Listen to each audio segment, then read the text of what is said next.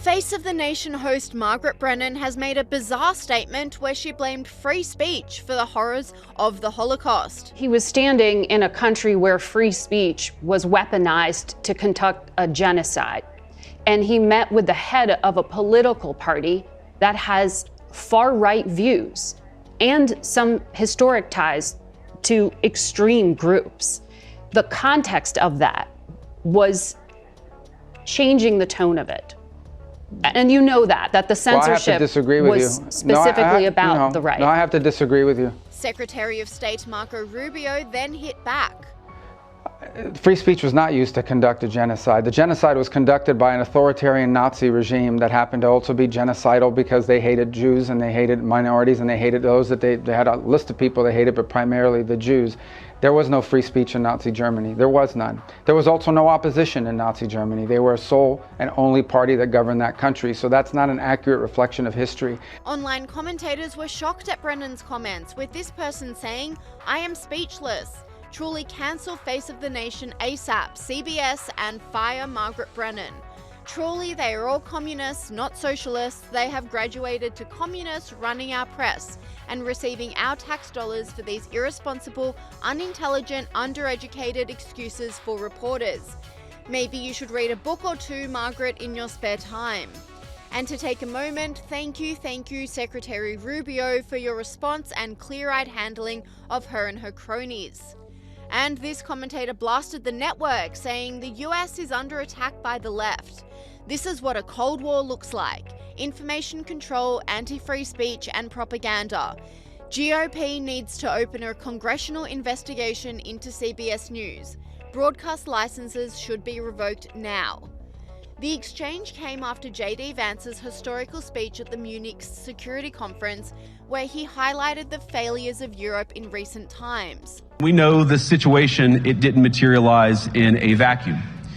It's the result of a series of conscious decisions made by politicians all over the continent and others across the world over the span of a decade. We saw the horrors wrought by these decisions yesterday in this very city. It's a terrible story, but it's one we've heard way too many times in Europe and unfortunately too many times in the United States as well. An asylum seeker, often a young man in his mid-20s, already known to police, rams a car into a crowd and shatters a community. How many times must we suffer these appalling setbacks before we change course and take our shared civilization in a new direction? Conservative media applauded Vance's courage. I have been waiting for this for 4 years, for someone to stand in front of a room full of European leaders, look them in the eye, and tell them what they're doing is wrong, and that America won't be walked on anymore. We're not your piggy bank. We're not your checkbook. We're not doing your bidding for you. We will operate in our interests and will not ignore others. I have been waiting throughout the last 4 years of the most disastrous administration in foreign policy for the speech that J.D. Vance gave today in Munich that said, globalism is dead. But not everyone was so generous with their praise. Margaret Brennan wasn't too impressed with Vance.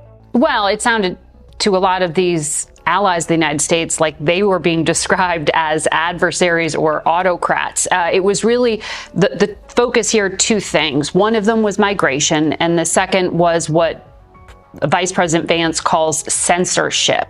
He was trying to bring that MAGA message of the enemy within to the global stage.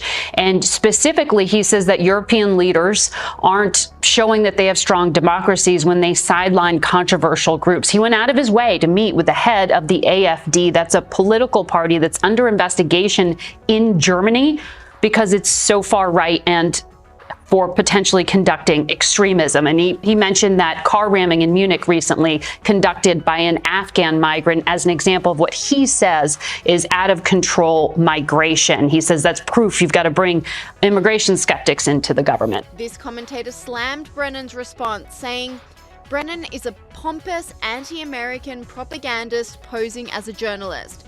CBS has become a joke."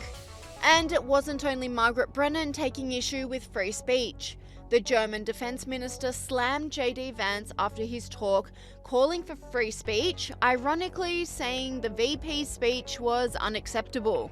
This is why I cannot just ignore what we heard before. I cannot not comment on the speech we heard by the US Vice President.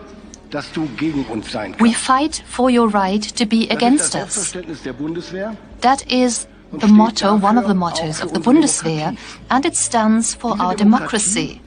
This democracy that was just called into question by the US Vice President, and not just the German democracy, but Europe as a whole. He spoke of the annulment of democracy, and if I understood him correctly, he compares the condition of Europe with the condition that prevails in some authoritarian regimes. Ladies and gentlemen, this is not acceptable. Das ist